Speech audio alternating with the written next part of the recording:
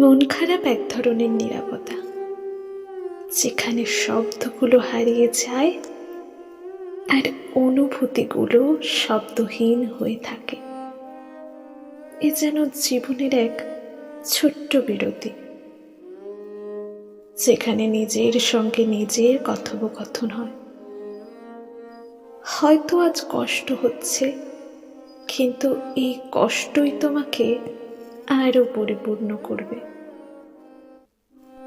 তোমার মধ্যে কষ্ট এলেও তার মধ্যে খুঁজে নাও জীবনের নতুন রং। হয়তো এই নতুন বিরতির মধ্যেই তুমি খুঁজে পাবে তোমার জীবনের নতুন অর্থ। খারাপ সময় খুবই ক্ষণস্থায়ী,